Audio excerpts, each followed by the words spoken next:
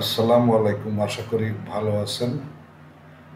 আপনারা জানেন আগামী 20শে জানুয়ারি নতুন যে মার্কিন প্রেসিডেন্ট ডোনাল্ড ট্রাম্প উনি ক্ষমতা গ্রহণ করবেন এবং গতকাল বুধবার মার্কিন বর্তমান যে প্রেসিডেন্ট জো বাইডেন উনি কিন্তু বিদায়ী ভাষণ দিয়েছেন। তো বিদায়ী ভাষণে উনি যে গুরুত্বপূর্ণ কথা বলেছেন তার মধ্যে একটি হলো আমেরিকানরা এখন মিথ্যা ও বিভ্রান্তমূলক তথ্যের সুনামির নিচে চাপা পড়েছে। এটি ক্ষমতার অপব্যবহারকে আরো সহজ করে তুলেছে।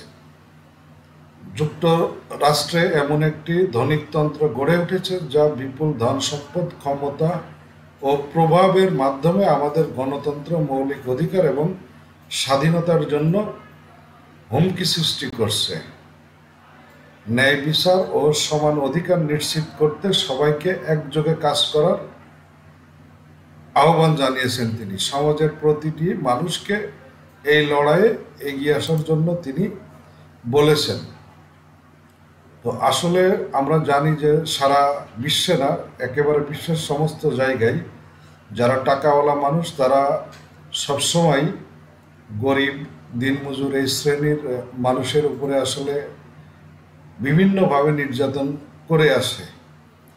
তো আমেরিকাও যে আসলে তার বাইরে নাই, এই জো বাইডেন তার যে প্রেসিডেন্ট হিসাবে শেষ ভাষণে তিনি ওই কথাই বলছেন এবং তিনি বলছে যে তাদের যেই অর্থ, তার যে কথার অর্থ সেটা হচ্ছে যে তাদের যেই ধনিকতন্ত্র, মানে ধনী শ্রেণীর লোক, তাদের হাতে দেশের রাজনীতি, সমাজনীতি, সার্বভৌমত্ব সকল কিছুই বিপন্ন হওয়ার পথে।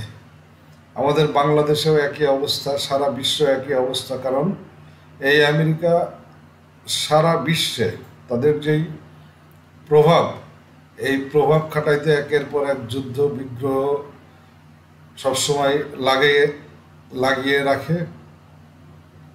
আর আজকে চরম নির্মম সত্য কথাটা, মার্কিন যে বিদায়ী প্রেসিডেন্ট জো বাইডেন উনি কিন্তু আসলে একেবারে অকপটে বলে গেছে। তো আমরা চাই যে আসলে সারা বিশ্বে এই সমস্ত বৈষম্যগুলো দূর হোক এবং রাজনীতি যারা করে রাজনীতিবিদদের হাতে রাজনীতি ফিরে আসুক। যারা ব্যবসায়ী, বাংলাদেশের বর্তমান রাজনীতি একেবারে ব্যবসায়িক শ্রেণীর লোকের হাতে চলে গেছে। যারা ব্যবসায়ী তারা তাদের প্রভাব প্রতিপত্তি খাটাইতে রাজনীতির ময়দানে যুক্ত হয়েছেন এবং বর্তমানে বাংলাদেশে যে রাজনীতি সেখানে আসলে ব্যবসায়ীদের প্রভাবই অনেকটা বেশি। তো আমরা চাই যে আসলে বাংলাদেশেও এই ধরনের অবস্থা থেকে বের হয়ে আসুক